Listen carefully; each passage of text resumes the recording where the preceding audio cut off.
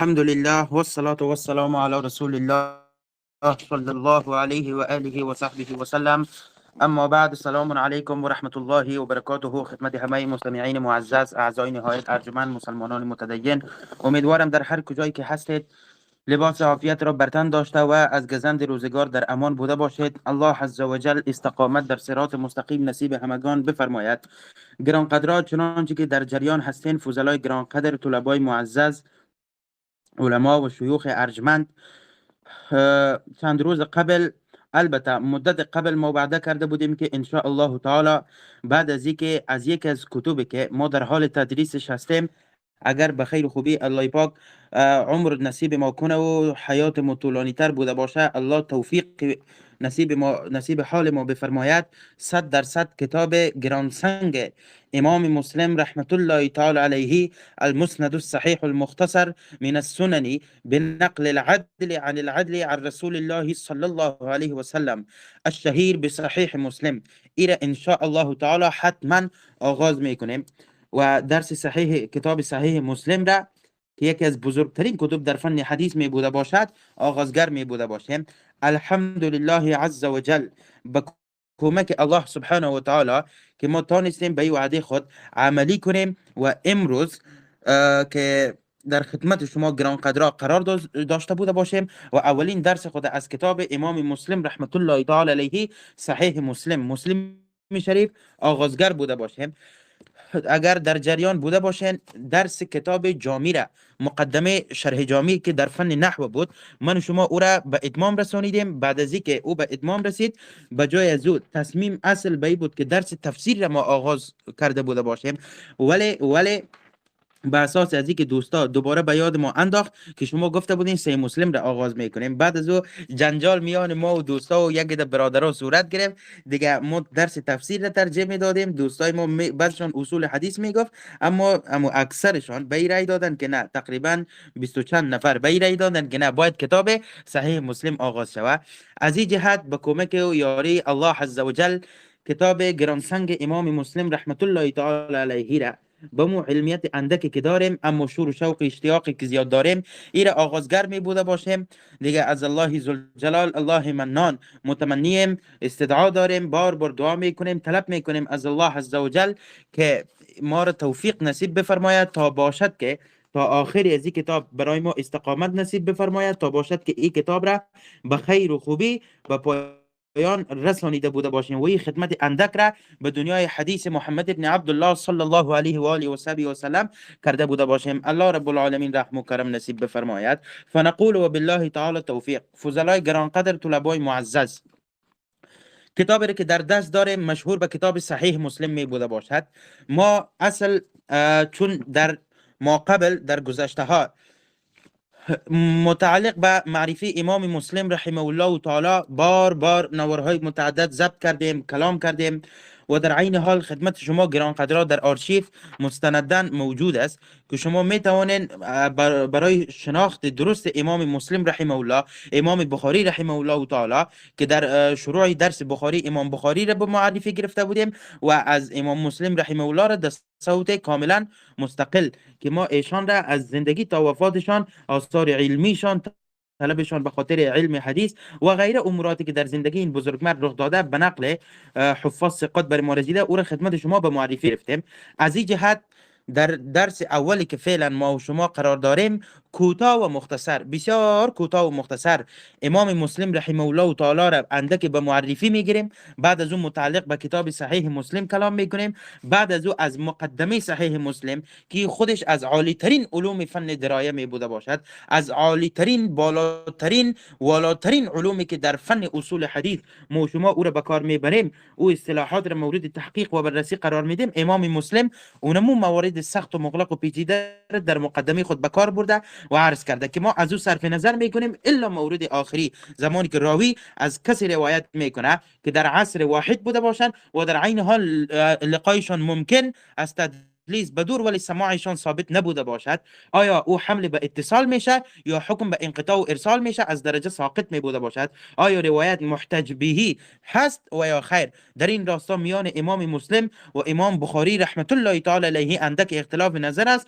اینمی مورد را مستند به برهان آنچه حق به نزد ما ثابت شده که قول امام بخاری رحمت الله تعالی علیه است، نه شاگرد ارشدش امام مسلم رحمه الله تعالی، او را بیان میکنیم و بعد از او صحبت خود را در درس به خاتمه رسانیده. سپس درس بعد انشاءالله اولین حدیث از احادیث که امام مسلم رحمه الله تعالی متصل کرده است او را انشاءالله تعالی بیان میکنیم، تحلیل، شرح و بیان و احکامی که متعلق به او حدیث میشه. علی الخصوص اولین حدیثی که امام مسلم میاره متعلق به فن عقیده است، در باب قضا و قدر است که انشاءالله در مقام قضا و قدر باز ما در او مورد بحث خواهیم کرد و بالله تعالی التوفیق. نخست سیرت الامام الشخصیه، شخصیت و سیرت امام مسلم رحمه الله تعالی از چه قرار است؟ نخست اسمه و نسبه، اسم امام مسلم و نسب جنابشان از چه قرار می بوده باشد؟ هو الامام ابو الحسینی مسلم ابن الحجاج ابن مسلمین ابن وردن ابن کوشاد القشیری این النیسابوری الخراسانی. امام مسلم رحمه الله تعالی کنیشان ابو الحسین، اسمشان مسلم، اسم پدرشان حجاج، اسم پدرکلانشان مسلم، اسم پدرکلانشان ابن ورد و بعد از او ابن کوشاد و نسبتشان به جای تولدشان می شود که عبارت از قشیری نیسابوری خراسانی بوده باشد. یعنی قشیر منطقه است در شهر نیسابور و نیسابور در حقیقت در سرزمین خراسان می بوده باشد. علماء می فرمایند وقد اتفق المؤرخون على ان الامام مسلما قشیری النسبی. می فرمایند امام مسلم، مؤرخین رحمهم الله اتفاق نظر دارند بر اینکه علامه امام مسلم رحمت الله علیه رحمتا واسعه ایشان قشیری النسب است، این نسبشان به سوی قشیری میشه. چرا؟ و هذه النسبه الى بني قشیر، این نسبت به سوی بني قشیر است. احدى القبائل العربيه المعروفه التي ينسب اليها كثير من العلماء، یکی از قبایل عربی می بوده باشد و خیلی معروف و مشهور است که منسوب است به سوی این قریه فلانی قشیری فلانی قشیری فلانی قشیری. یعنی این عالم از این منطقه به نام بني قشیر است، یکی از قبایل عربی است که خیلی مشهور است. بسیار از علما از اینجا ارزی اندام نموده اند. شهری که امام مسلم رحمه الله تعالی در آنجا تولد شده، اول امام مسلم در سرزمین خراسان، سپس سرزمین خراسان یک از شهرهایش به نام نیسابور بوده و در عین حال این نیسابور یکی از مراکز علمیه در اون زمان بوده، علی الخصوص در فن حدیث، علی الخصوص در فن حدیث، تا جایی که حافظ شمس الدین ذهبی میفرماید دار السنه والعوالی، این در حقیقت دار سنت است ایدار. و در عین حال میفرماید و تخرج منها ائمه لا يحصون من الفقهاء والمحدثين والعلماء، آن قدر خارج شده از اینجا ائمه‌ای که در فن فقه حدیث دست بلند داشتن علما که لا يحصون شمار نمیشوند. و در عین حال شهر نیسابور فعلا در ایران قرار دارد، در ایران قرار می داشته بوده باشد، در شمال شرق ایران و به نام نیشاپور فعلا این مشهور می بوده باشد. خلاصه از سرزمین خراسان شما میفهمید که قدامت خیلی کهنی داره، خیلی بزرگ بوده که شامل افغانستان، ایران و در عین حال همان مناطق از ازبکستان، تاجیکستان و غیره موارد را تمامش خراسان مشتمل این کشورهای بزرگ بود. بعد از این ممالک در سالیان بعد تقسیم بندی و ایگه پا شد. خلاصه با فعلا نیسابوری باز یک شهرهای امی سرزمین خراسان بود و فعلا به نام نیشاپوری آن میشه، در کشور ایران قرار داره و امام مسلم رحمه الله تعالی از همون منطقه می بوده باشد. ولادت امام مسلم در کدام سال بوده باشد؟ اختلفوا فی ولادة الإمام مسلم مع اتفاقهم على سنة وفاته والأقوال في ذلك أربعة. چهار قول در این مقام منقول است. در کدام سال وفات شده امام رحمه الله اتفاق نظر است، ولی در کدام سال تولد شده اندک اختلافی می بوده باشد. علما چهار قول کردن. نخست گفتند در 201 هجری متولد است و دوم گفتند در 202، سوم گفتند 204 و در عین حال چهارم گفتند 206. حافظ ابن کثیر ابن حجر در تهذیب بزرگمردان میفرمایند قول 204 راجح است. اما حاکم، امام حاکم، حافظ نووی، ابن صلاح مصری رحمت الله علیه مجمعین ایشان میگن نه قول آخری راجح است که 206 بوده باشد. خلاصه هر کدامش که بوده باشه در از 201 شروع تا 210 در یک از این سالا امام رحمه الله تعالی تولد شده اند. نشأته و اسرته، سبحان الله، نشأت امام مسلم، اما امام مسلم چگونه نشونمو کرد و بالاخره نوجوان شد و جوان شد و بزرگ شد و چه کارهایی را انجام داد و خانواده امام مسلم چه قسم یک خانواده بودن. دیگه علما به اتفاق نظر دارند که امام مسلم رحمه الله تعالی به خاطر امی پدر گرانقدرش و در عین حال در یک عالم بوده و در خانواده تولد شده که او خانواده در حقیقت به اهل علم مشهور بودن و در عین حال به خاطر تربیه امام مسلم رحمه الله تعالی درش ایره در نزد علما به خاطر تعلم میماند که زانوی تلموزی بزند، درس بیاموزه، بعد از اون ایده میده طلب علم حدیث میکنه و الی آخره. دیگه از خیلی علما میشنوه در خیلی جاها، سرزمین خراسان، سرزمین شام، سرزمین عرب و غیره جاها امام مسلم رحمه الله سفر میکنه و در عین حال خیلی تقریبا گفته شده امام مسلم رحمت الله تعالی علیه بیش از 200 و چند شیخ داشته که به طور مباشر از اونا به کثرت حدیث روایت کرده. خلاصه تخصص اصلی امام مسلم در فن حدیث و علم درایه، یعنی جرح و تعدیل علم رجال می بوده باشد و در این راستا تصنیفات زیادی دارند.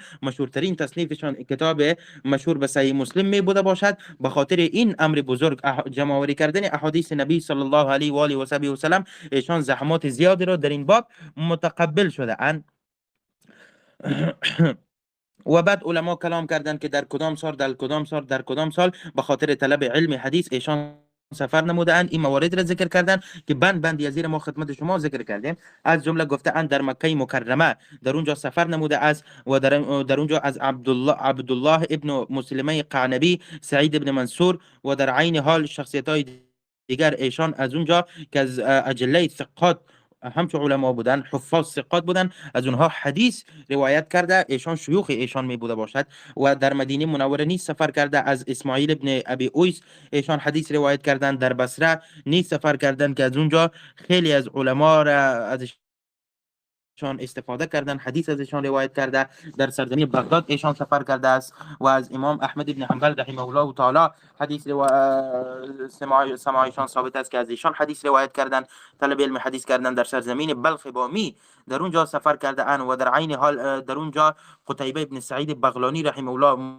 متوفی 240 از ایشان حدیث روایت کردن. در سرزمین مصر سفر کردند که در اونجا حرمله ابن یحیی، عمرو ابن سواد در سرزمین ری داخل شدند که در اونجا محمد ابن مهران جمال، محمد ابن عمرو و عمرو زنیج و در عین حال دیگر شخصیت ها مثل امام ابو زرعی را چه امام ابو زرعه میگم، امام محمد ابن مهران و غیره شخصیت ها رحمت الله علیهم اجمعین از این بزرگمردان حدیث روایت کرده اند. در سرزمین شام نیز سفر نموده اند و حدیث بیشمار را جمع کردن. حتی امام مسلم بعدا من خدمتتان عرض میکنم که در مقدمه میگه این حدیث را، کتاب صحیح مسلم را از میان 300,000 حدیث یعنی مقدار چندین هزار حدیثه اندکی که در کتاب مسلم شریف میبینین، از میان 300,000 حدیث جمع آوری کردم. یعنی این البته سلف در قول امام مسلم با خود داره. امام بخاری را میفهمین، ایشان میفرماید متعلق به از چقدر حدیث این کتاب بخاری شریف را میگه جمع آوری کردم، نزدیک به 6 لک حدیث از اینمی قدر احادیثی که نزد من موجود بود انتخاب کردم، اینمی 6,000 و چند حدیثی را که در بخاری شریف من جمع آوری کردم. میگه سبحان الله، رب العزت خودش رحم کنه. امام مسلم بعد نصفی از هرچی باشه شاگرد امام بخاری رحمه الله تعالی از دیگه، ایشان میفرماید نزدیک به 300,000 حدیث از اینمی قدر ما حدیث را جمع آوری کردیم که در کتاب مسلم برای شما گنجانیدیم. سبحان الله، چقدر دقیق بودن. از میان 3 لک چندین هزار اونموش که خوب به درجه صحت است او را جمع آوری میکنه و خدمت من و شما تا این دم قرار دارد. مطلب دیگر، منهج فقهی امام مسلم رحمه الله تعالی علیه می بوده باشد. نخست باید گفت امام مسلم رحمه الله تعالی ایشان مستقلا از ائمه اجتهاد می بوده باشند. اگرچه اقوالات فقهی و اجتهادی ایشان که در عصرشان فتاوی متعددی از ایشان صادر شده، به انداز اجتهادات امام ابو حنیفه، مالک، شافعی، احمد ابن حنبل، امام ابن حزم، حتی امام بخاری رحمت الله تعالی علیهم اجمعین به این اندازه مشهور نشده، یعنی شیوع پیدا نکرده.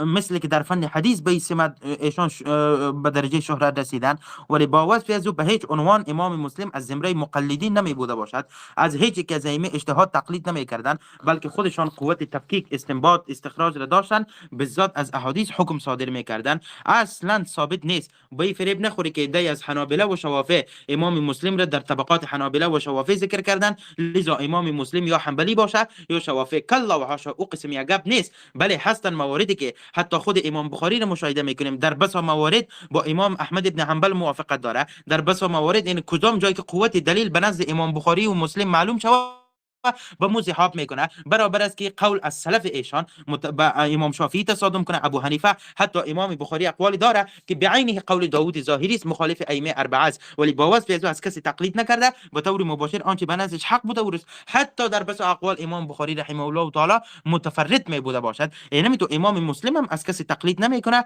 کدام جایی که حق به نزدش ثابت میشه به مذهب میکنه. در شأن علما تقلید وجود نداشته، یا از ائمه اجتهاد هستند. لذا آنانی که شوافی حضرات بلند شو به دلیلی که در طبقات شافعیه ذکر است، لذا امام شافعی مقلد فقه شافعی بوده، امام مسلم همچنان چیزی نیست. او حنبلی حضرت بلند شو که حنبلی بوده، زیرا در طبقات حنابلة ذکر است، چنان چیزی نیست عزیز دلم. بلکه امام مسلم رحمه الله تعالی کدام جایی که قوت دلیل به نزدش معلوم شده و او تصادم کرده به قول امام شافعی به او قول کرده، کدام جایی که به قول احمد ابن حنبل به او قول کرده، دلالت نمیکنه که چشم پوت تقلید از امام شافعی کرده بوده باشه. اگر صدها اقوالش موافق امام شافعی باشه، او رو ما مقلد گفته نمیتونیم، محقق گفته میتونیم. او را حال ابن حزم مشاهده کو وقتی که مسئله رو بیان میکنه داخل میگه و از علمای سلفی که در قول با خود داریم، سفیان ثوری است میگه، یا سفیان ابن عیینه است، امام حسن بهجی، محمد ابن سیرین است میگه، از اصحاب نبی صلی الله علیه و آله عمر بن الخطاب، عایشه رضی الله تعالی عنها مثلا این بیان میکنه، ولی این دلالت نمیکنه که ابن حزم مثلا مقلد باشه. در مسئلتون گفته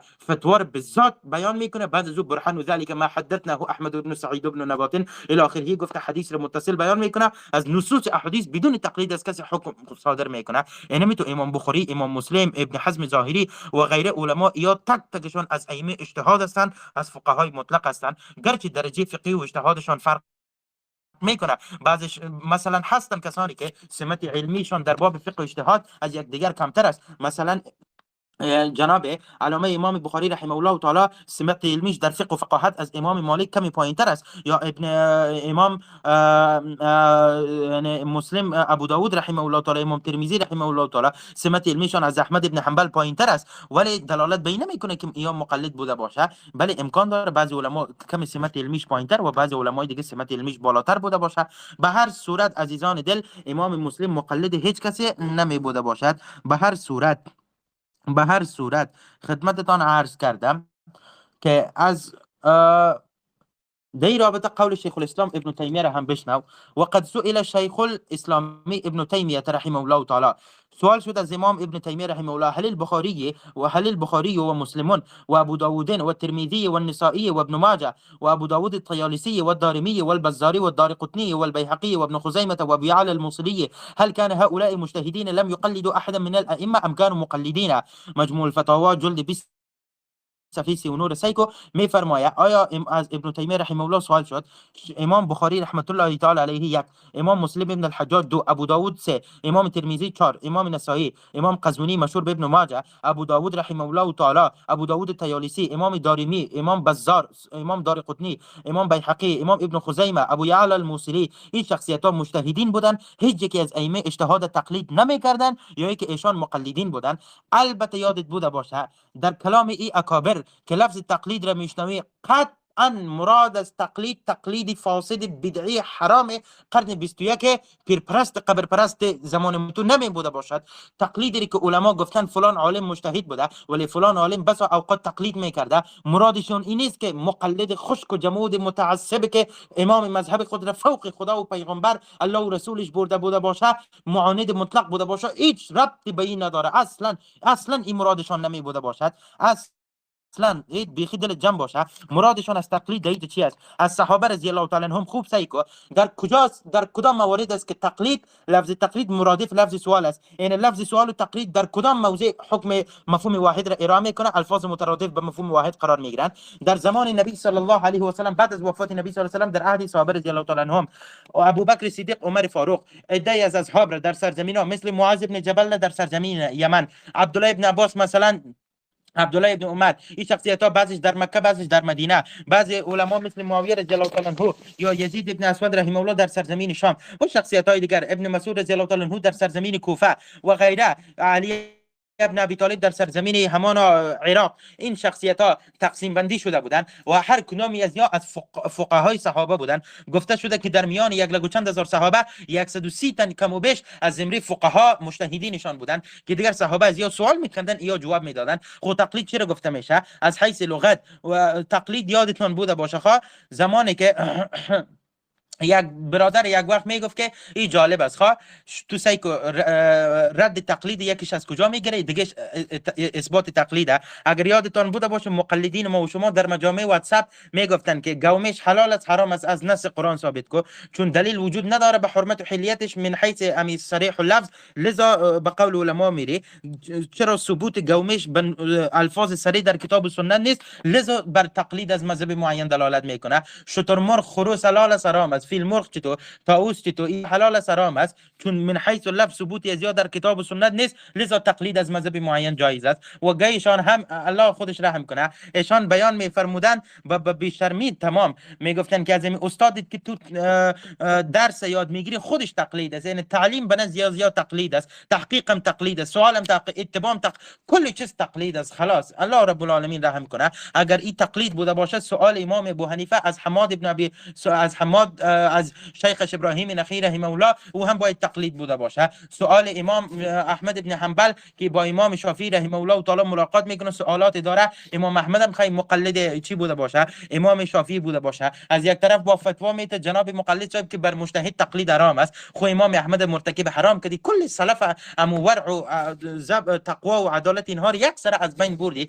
کسی که فاسق باشه مرتکب حرام شوه چطور موضوع پیروی کنیم؟ این کلش گپای مفت و جفت است، اید ربط به این مسائل نداره. یا غیر مقلد حضرات بیان میکردن که پیامبر میگفتن که میگفتن که در روایت تقلید میگفتن چی را میگه، از ماده قلاده گرفته شده، قلاده چی را گفته میشه، امو در گردن شتر ایوان که انداخته میشه، لحاظ مقلدین ایوان صفتن. این خباست ای غیر مقلدین مارسایکو کلی از این اقوال فاسده و کاذبه احدی از سلف و خلف امت به همچو اقوال فاسده و کاذبه قول نکرده، هیچ ربطی نداره. زمانی که تقلید نسبتش به حیوان شوه، بله اونمو گردنبند است که در گردن حیوان است، نسبتش که به انسان شوه، روایت بخاری عایشه رضی الله تعالی عنها را داریم که عایشه رضی الله تعالی عنها لاکت خود را قلاده میکرد در گردن خود، یعنی آویزان میکرد. عایشه هم خیلی حیوان صفت بود، هیچ ربطی به این مسائل نداره. او الفاظ تقلید دوج به دیگر معنا و مفهوم لغوی خود را داره. زمانی که متعلق به کسی که علم نداره از کسی که اهل علم است سوال میکنه، بعد از او این پاسخ میده بدون طلب دلیل قولش قبول میکنه، این علایده مبحث است، هیچ ربطی به اون موارد نداره که از او تو یک معنا این رد میکنه. یکیش این هر چیز در محمل خودش به اساس قرائنی که در احادیث در الفاظ در جملات وارد است، در یکی دیگهش ما حمل نمیکنیم، یک چیز در کلی دیگه زده را استیم و دیگهش میگفت که مذهب به معنی تشناب است. چرا پیامبر گفته نعوذ بالله ثم نعوذ بالله؟ زمانی که پیامبر معظم میرفت به سوی بیت الخلا چی میکرد؟ اذا ابعد مذهب چرا لفظ حدیث یادم رفته، بنان اینمی مذاهب فقهی کلش میگه بس منزله بیت الخلا را داره. این خباست دیگه از این سایکو ای رب العالمین خودش رحم کنه، این دیگه این مصیبت خداوند خودش رحم کنه. هیچ عالم در علمای اهل اسلام همچو اقوال را بر رد مذاهب اصلا بیان نکرده. امی اقوالی را که یا بیان میکنه والله که در هیچ گوشه از اسلام جای نداره. امی هر چیزی که شیخ و مولای سلفی گفت، هر چیزی که استاد مولای حنفی گفت، اونمو شاگردایشان از اونمو بالکل در از مراه امونا روان هستن، اونمو حق است دیگه، اینمی کلگی باطل است. خلاص بخلاص چون چرا در برابر ازیا نکنی، امی چون چرا کدی تاپای وهابیت دمی کلی زده میشه، از طرف سلفی از را تاپای تقلید و گمراهی در کلی تو زده میشه. این کلش دیگه رب العالمین این مصیبت‌ها رو خودش جمع کنه. بیاین هوشیار شوین، بیدار شوین. تقلیدی که در کلام شیخ الاسلام ابن تیمیه رحمه الله تعالی شما ببینید که تقلید شیخ الاسلام در جلد 22 مجموع الفتاوا میگه میگه تقلید به عینه باطل است اما فی الجمله جائز است. صراحت ایره قول کرده. همچون حافظ ابن قیم در اعلام الموقعین در اونجا تقلید را به سه کاتگوری تقسیم میکنه، بعضش ناجایز بعضش جایز، به محمود و مذموم تقسیم میکنه. حافظ خطیب بغدادی رحمه الله در کتابش الفقه و المتفقه اوجا تحقیق داره، در بس موارد گفته تقلید جایز است. هاکذا غزالی در کتاب المستصفى و غیره علما مراد ای اکابر که تقلید را در کتابشان ذکر کردن میایم پس سر امام مسلم. تو خوب دقیق باش، ربط خوب بگی که تقلید را ذکر کردن تو بفهم که ربط به تقلید از مذهب معینی که امروز حنفیه و غیر صوفیه از پیرایشان که به نام مذهب حنفی به این طور رسم راه روان هستند تحت عنوان تقلید هیچ ربطی به اون نداره. میگه فلان عالم جلد چند صفحه چند، فلان عالم در کتاب، حتی خود ابن تیمیه در جلد 22 مجموع الفتاوا فلان فلان فلان دیگه تقلید فی الجمله جایز گفته. گیریم که گفته باشه ربط او تقلیدی که او جایز گفته به معنا و مفهومی که اهل علم بیان کرده هیچ ربط به عناد و تعصب و فاسده و کاذبه تقلید شرکیه بدعیه امروزی شما مقلدین پیر پرست قبر پرست نداره، هیچ ربطی به یا نداره. بلکه تقلیدی که دوج ذکر میشه عرض کردم خدمتت که در عهد صحابه رضی الله تعالی عنهم زمانی که ایشان فقه و فتوا را صادر میکردن صدها سند برات میارم.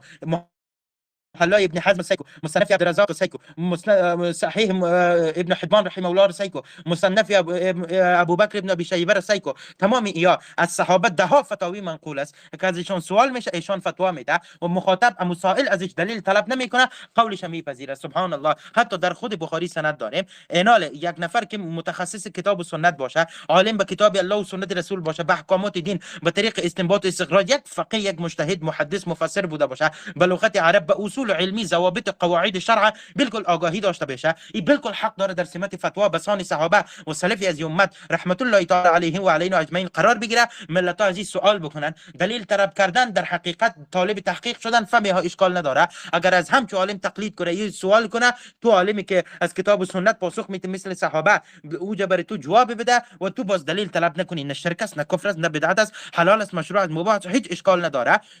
اما خوب دقیق بوده باشین اونهایی که در زمان صحابه بود همچنان سوالی بوده همچنان تقلیدی بوده. اینال امام مسلم رحمه الله تعالی، امام بخاری، شیخ الاسلام ابن تیمیه که در اینجا ذکر میکنه، اول جواب ابن تیمیه که ذکر کردم اینجا شیخ الاسلام ابن تیمیه میفهمین چی میگه. میگه که بله امام بخاری و امام ابو داوود یا این شخصیت ها میگه خودشان از ائمه اجتهاد بودن، ولی امام دارقطنی و امام ترمذی و امام نسائی و ابن ماجه ابو داوود طیالسی مسند امام بزار رحمه الله و غیره یا مجتهدین مطلق نبودن، بس موارد میل به سوی مذهب اهل حدیث داشتن، یعنی تقلید از اونها میکردن. معنای سخنش این نیست که عناد میکرد تعصب میکرد، تقلید به این معنا نه. منظور قول این اکابر چی بوده؟ منظور قولشون در این مقام است عزیزان دل که ایشان به هیچ عنوان تقلید امروزی را قبول نداشتن، بلکه از ائمه دین بودن، مثلا در یک فن تخصص داشتن در فن دیگه تخصص نداشتن، در اون مسئله که نمیفهمیدن تخصص کافی تحقیق همه جانبه نداشتن، سوال میکردن از کسی که داناتر بهتر بوده، باز از او کسی که سوال میکردن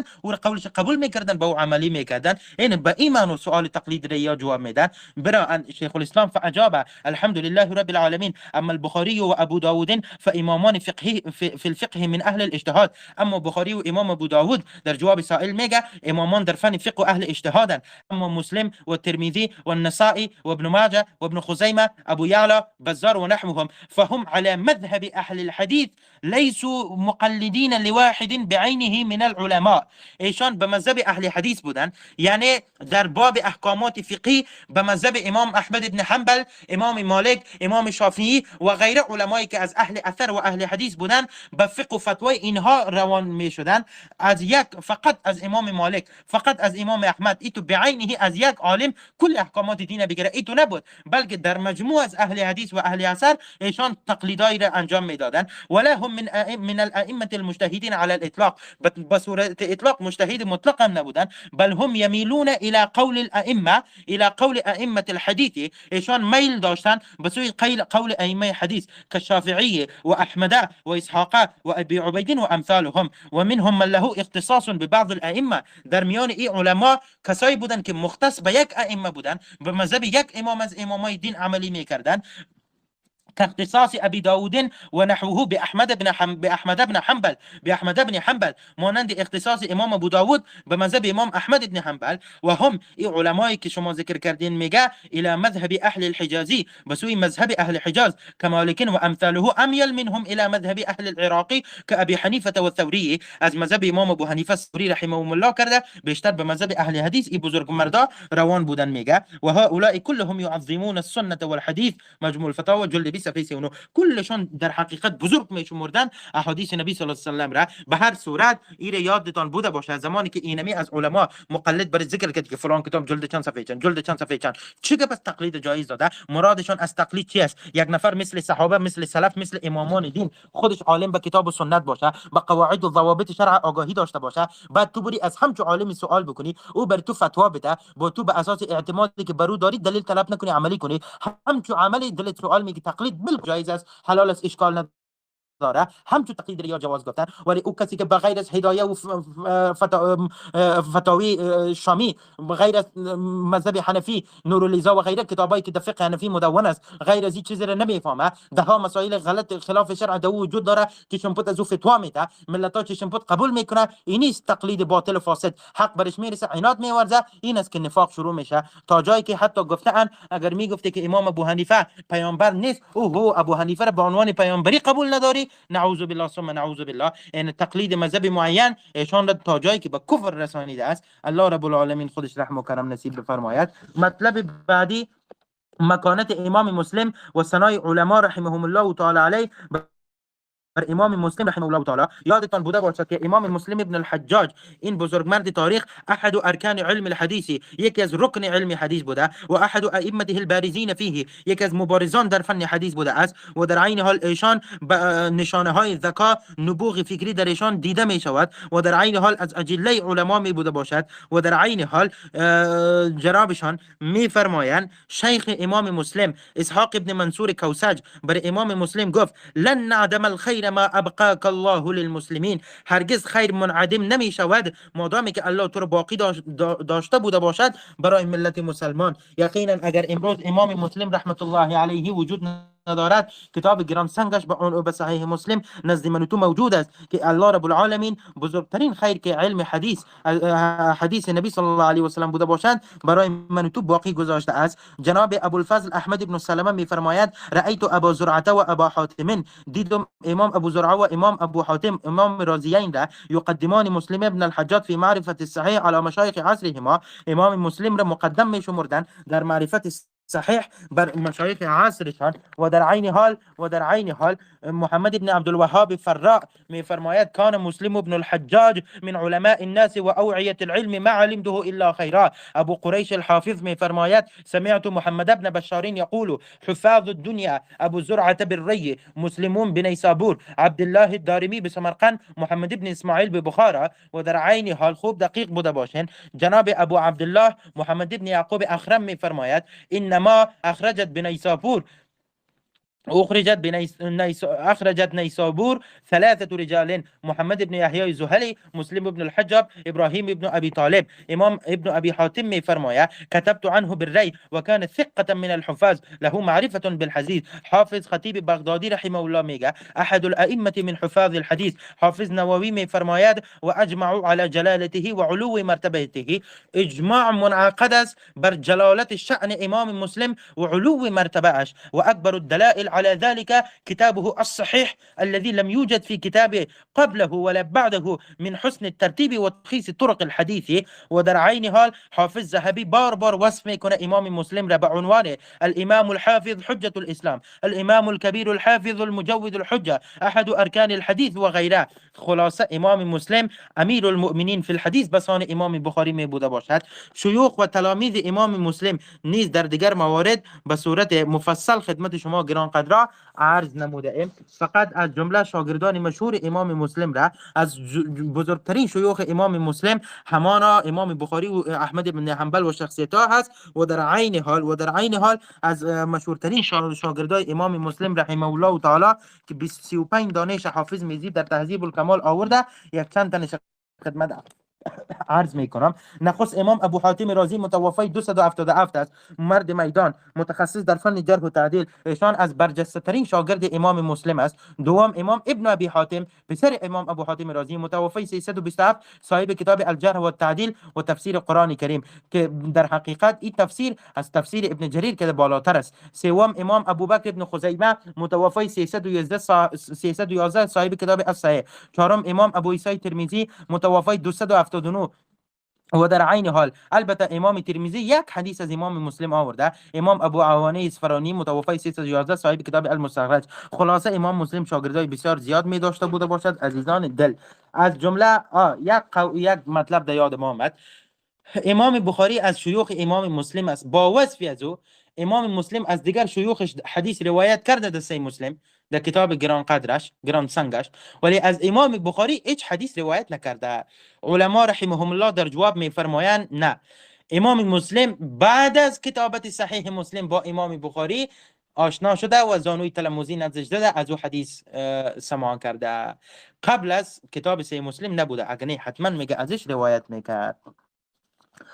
آثار امام مسلم و مؤلفات ایشان تقریبا 23 یا 25 یا 20 یا 21 آثار گفتند. از جمله آثار امام مسلم که فعلا مدون است، موجود است، شما در گوگل سرچ کنین میتونین بدیس بیاورین، نسخه های پی دی اف شه در کتابخانه های عرب و عجم موجود است. نخست کتاب صحیح مسلم ایشان است. دوم الاسامی و الکنا، اسامی و کنیه های امامان دین را دوج ذکر میکنه. رجال عروه بن الزبیر این کتابش است و در عین حال کتاب المنفردات و الوحدان دیگر کتابش است. الطبقات دیگه کتابش هست. اینمی کتابایش است که امام مسلم رحمه الله تعالی فعلا موجود است. دیگه کتابایش هم از ولی مفقود است. کتاب داره به نام الاخوه والاخوات، کتاب داره به نام اسماء الرجال، کتاب داره به نام الافراد، کتاب داره افراد الشاميين من المحدثين عن رسول الله، کتاب داره به نام الاقران، کتاب داره انتخاب مسلم على ابي احمد الفراء، کتاب داره به نام الانتفاع باهب الصباح، کتاب داره به نام اوحاد، کتاب داره به نام اولاد الصحابه و من بعدهم من المحدثين، کتاب داره به نام اوهام المحدثين، التاریخ، تفضیل السنین، جامع الكبير على الابواب. و در عین حال میگه که ذکر اولاد حسین، روات الاعتبار، سوالاته احمد بن حنبل، طبقات التابعین، طبقات الروات، العلل، کتاب عمرو بن شعیب، المخضرمون، مسند حدیث مالک، مسند کبیر على الرجال، مشایخ ثوری، مشایخ شعبه، مشایخ مالک، معرفه روات الاخبار، معرفه روات الاخبار، کتاب معمر فی ذکر مواقع فيه معمر، المفرد، من ليس له الا راو واحد، الوحدان و غیره که 31 دانه مجموع میشه. این کتاباشون مطلقاً مفقود میبوده باشد. کتابای این بزرگمت مفقود است. اسم کتاب امام مسلم رحمه الله تعالی مشهور آنچه که درج است، مشهور به صحیح مسلم، ولی اصل اسمش المسند الصحیح المختصر من السنن بنقل العدل عن العدل عن رسول الله صلی الله علیه و آله و سلم می بوده باشد. دیگه اقوال در این مقام بسیار زیاد است، از اون میگذریم. مکانت این کتاب صحیح در نزد ائمه حدیث و غیره. خلاصه الی آخره دیگه عزیزان دل، امام مسلم رحمه الله تعالی علیه کتابش صحیح مسلم، امام بخاری رحمه الله کتابش صحیح بخاری. کدام کتاب اصح الکتب بعد کتاب الله الباری است؟ جمهور علما میفرمایند کتاب بعد از قرآن کریم آنچه بخاری و مسلم به او اتفاق دارند او به درجه اولی است، ولی اگر منفرد بودن امام بخاری، صحیح امام بخاری ترجیح داره در بالای صحیح امام مسلم. از علمای اهل مغرب مثل ابو محمد ابن حزم ظاهری شخصیت ها میگن نه، کتاب مسلم ابن حجاج فوقیت داره در بالای کتاب امام بخاری رحمه الله تعالی علیه، زیرا امام مسلم یکی از خوبیایش است که حدیث سرد میکنه، مسرودن میاره و امام بخاری تقطیع میکنه. و اما در برابر امام بخاری اما آن چیزی را که شرط قرار داده در باب صحت احادیث از امام مسلم کرده اصحتر و راجحتر و ارجحتر است، از هرتر است. امام بخاری دوجه روایتا درایتا هم حدیث روایت میکنه، هم فقه و فقاهت بیان میکنه. امام مسلم، امام بخاری ترجمه الباب داره، امام مسلم نداره. البته تعلیقات در بخاری زیادتر است، در مسلم ممکن 12 تا زیاد نبوده باشه. این مواردی است که یکیش از دیگه تفاوتایی داره، ولی به نزد ما آنچه که ما باورمند هستیم دیگه به طور اطلاق نه بخاری فضیلت داره نه مسلم دیگه بالای یک دیگهش. بعضی از موارد است که بخاری شریف بالای مسلم شریف فوقیت داره، در بعضی از موارد است که مسلم شریف بالای بخاری شریف فوقیت داره. هر کدام به منزله و محمل خودش باید حمل کرده شود. شروحاتی که بالای کتاب صحیح مسلم نوشته کرده شده بسیار شروحات زیاد است، یک چند تاش عرض میکنم. نخست شرح صحیح مسلم از محمد ابن اسماعیل اصفهانی متوفی 520، المفهم لشرح غریب مسلم از عبد عبدالغافر ابن اسماعیل فارسی متوفی 529. المعلم بفواید مسلم، اکمال المعلم بفواید مسلم قاضی ایاز صفحه 544. و در عین حال یک تا معلم بفواید مسلم از محمد ابن علی موزیری متوفی 536 است. یک اکمال المعلم بفواید مسلم که اونمو تکمیل کتاب موزیری رحمه الله است که قاضی ایاز صاحب ذکر کرده. الاعلام بفواید مسلم دیگه شرحش است. اقتباس و سراج فی شرح مسلم ابن الحجاج دیگه کتابش است. شرح صحیح مسلم از عماد الدین عبدالرحمن ابن علی مصری معروف به ابن السکرا این دیگه کتاب است. شرح صحیح مسلم از ملک ابی المعالی محمد ابن ایوب توفی 630 کتاب است. و شرح صحیح مسلم از ابی مظفر یوسف ابن قزغلی سبت ابن جوزی این دیگه است. سبت ابن جوزی نواسه ابوالفرج جوزی است. درباره از این هم بسیار گپاس ها. سبت ابن جوزی نواسه ابن جوزی رحمه الله که شرح مسلم نوشته کرده متوفی 654 است. شیخ الاسلام ابن تیمیه رحمه الله بسیار از این گلایه میکنه بار در منهاج السنه که بالای روافض رد کرده. این آدم سبت ابن جوزی این بیچاره‌گک به نفع روافض تن میکنه علیه عمر فاروق رضی الله تعالی عنه. باز روافض این میگه دمیان اهل سنت امین ملایشون کم منصفه. لا حول ولا قوت الا بالله. شیخ الاسلام میگه عزیز زیاد دم پیش نکوده برابر ابن مطهر میگه. ابن مطهر هلی رافضی. چرا این آدم میگه این آدم امو چاپلوس و نوکر و چاکر است که در هر شهر که میرفتن امی میگفتن ای سبت ابن جوزی تو در کدام مذهب و عقیده هستی؟ میگفت در کدام شهر؟ در کدام شهری که کدام حاکم و حکما و دولت تسلط داشته باشه این بیچاره چاپلوسی مونا رو میکرد، نوکری و چاکری میکرد، دمو عقیده و دم مذهب مونا میشد، به نفع اونا کتاب نشته میکرد. باز اوجه که میبرامد یک شهر دیگه میرفت در اوج دیگه رقم خلاف او دولت دیگه دولت حاکم بود، به نفع او دولت کار میکرد، کتاب نشته میکرد، از او دولت حمایت میکرد. در جای در عقیده بود آدم. یعنی یک آدم بود. کتاب دیگر المفهم لما اشکل من تلخیص کتاب مسلم از قرطبی متوفی 656. المنهاج فی شرح صحیح مسلم ابن الحجاج از حافظ نووی رحمه الله متوفی 676. دیگر هم زیاد است. من به این اکتفا میکنم از شروحات مسلم که شما با خود داشته باشین. اول شرح نووی رحمه الله است، شرح قرطبی رحمه الله، شرح قاضی عیاض است. یعنی سه تا شرح حتما با خود داشته بوده باشین. به هر صورت اینک معرفی امام مسلم و کتاب گرانسنگش به اندازه ضرورت در دیگه مواضع به صورت مفصل بیان کردیم. حالا میریم وارد مقدمه مسلم میشیم. امام مسلم یک مقدمه سخت و مغلق داره که در حقیقت در فن اصول حدیث ای علومی است که در آخرین درجات فن درایه علومی را شما کسب میکنین در اونجا میخوانین که امام مسلم از او علوم در مقدمه خود کلام کرده. لذا اگر او را شرح و بیان بدم به صورت درسوار یک ماه شاید بیشتر در بر بگیره. از این خاطر از اون میگذریم. در این مقام دو چیز در مقدمه مسلم بیان میکنیم، از اون میگذریم.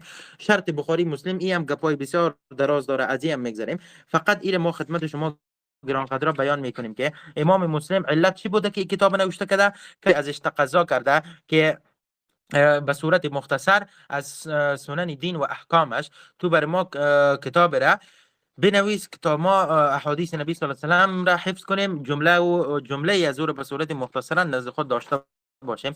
امام مسلم میگه من تدبر کردم به قول تو و بعد ایرا فکر کردم که بسیار یک عاقبت نیک داره، ثواب بسیار زیاد داره و بعد از او دیگه موارد دیگر را ذکر میکنه. بنابر اینمی شروع میکنه، شروط خود ذکر میکنه که کسایی که متروک هستن، کذاب هستن، وضاع هستن، ضعیف هستن، مجهول هستن و روایات ذکر نمیکنه و بعد در آخر میگه حدیث مرسل قابل احتجاج نیست و کسایی که ثقه هستن و در عین حال کسایی که عدالتشان بر ما ثابت شده از اونا میگه من حدیث روایت میکنم، اونا رو بیان میکنم. اما یک بحث اخیری که باید من خدمت باز اینجا بسیار احادیث زیاد نقل میکنه که دروغ بسته کردن به نبی صلی الله علیه و سلم انسان به سوی جهنم میبره. کسی که حلال بدونه ایره کفر است، تقول بر پیامبر، حلیتش معتقدش عقیده کفری است، خروج از ایمان اسلام است، انسان مرتد کافر میشه، قتلش واجب میشه. حتی به این خاطر میگه ما باید بسیار دقیق بوده باشیم و از کذابین و وضاعین روایت نکنیم. از او خاطر فقط علم حدیث بسیار ضرور است که ما حدیث صحیح و ضعیف را باید تشخیص داده بتانیم. اما در اخیر یک بحث است که اونمور خدمت عرض میکنم، بعد از او از این میگذریم. امام بخاری رحمت الله تعالی علیه و امام مسلم یک شرط دارن. شرط امام بخاری رحمه الله تعالی است که جنابشان میفرماید هرگاه یک راوی از دیگر راوی حدیث روایت میکنه، این دو تا راوی در عصر واحد بوده باشند و در عین حال لقایشان یعنی سماع ای راوی از مروی عنه حتما یک مرتبه ثابت بوده باشه. با دیگه اگه معنعن هم بود اشکال نداره، حمل به سماع میشه، لکن لابد یک بار ثابت بوده باشه. در غیر زو حدیث حکم انقطاع به خود میگیره. امام بخاری، علی ابن مدنی و اکابر سلف به قول هستند. امام مسلم و جمهور متأخرین به هستند که نه، امکان لقایشون در عصر واحد مجرد امکان لقا بود، ولو روایت معنعن بوده باشه و راوی مدلس نبوده باشه، بالکل حمل به سماع میشه، ولو که سماعش ثابت نبوده باشه. اینمی تو یک اصل امام مسلم ذکر میکنه، بعد از او تشنیع میکنه، شدید رد میکنه در بالای کسی که ایره رد کردن. ولی قول راجع و فیصل است که امام بخاری رحمت الله تعالی علیه است، زیرا زمانی که یک راوی از کسی روایت میکنه اگر امکان لقایشان وجود نداشته بوده باشد احتمال ارسال میره. ما نمیفهمیم که در راوی وسط ایده کی بوده و یک نفر بوده، خو حتما اینال نمیفهمیم که کیس احتمال ارسال میره. وقتی که احتمال ارسال میره ممکن است متصل باشه، ممکن است مرسل. در صورت ازی که مرسل بوده باشه و او راوی رو ما نفهمیم که کی بوده، نفهمیم مجهول باشه، خو ولا تقف ما لیس لك به علم، نمیتونیم به او احتجاج کنیم، به او احتجاج کردن نمیتونیم.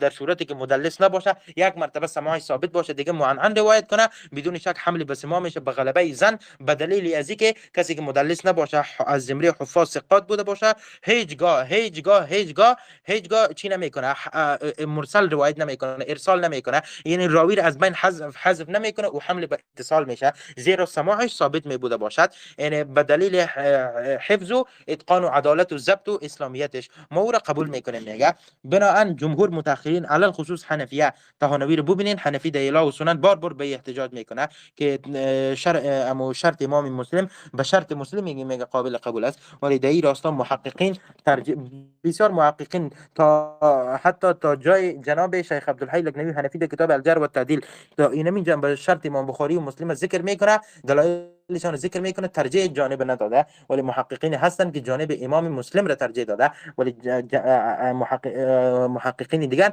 جانب امام بخاری را ترجیح داده. ولی قول حق و راجع تا که ما مطمئن بوده باشیم 100% حدیث متصل است، در این صورت لابد قول امام بخاری رحمت الله تعالی علیه را ما ترجیح داده بوده باشیم. به هر صورت شروط بخاری و مسلم و غیره موارد این چیزا کلش مربوط اصول حدیث میشه. یک حدیث یک اصول حدیثه تو یک علم جداگانه است. اگر الله فرصت داد رو شروع کردیم کدام کتاب اصول حدیث درایه را مثل علوم الحدیث ابن صلاح یا کتابای ابن حجر رحمه الله عزی اکابر یا کتاب ابن عثیمین که در فن علوم حدیث درایه بسیار کتاب قوی داره، اگر اونا رو 600 صفحه هست به صورت درسی شروع کردیم، این موارد دوجه ان شاء الله تعالی که به صورت تخصصی مورد بحث و تحقیق قرار میگیره. در این مقام به این اکتفا میکنیم. درس بعدی ان شاء الله تعالی اولین حدیثی که متعلق به عقیده قضا و قدر است، اونجا ان شاء الله تعالی ما و شما هستیم. دیگه درس امروز خود را ما به پایان میرسانیم انشالله که دیگه چیزی نمونده، دیگه آنچه که ما مد نظر داشتیم انشالله که دیگه چیزی باقی نمونده. فقط درس بعد انشالله اولین روایت از روایاتی که امام مسلم در کتاب سه مسلم شریف آورده او را خدمتتان مورد تحقیق و تحلیل و بررسی قرار میدهیم و بالله تعالی التوفیق.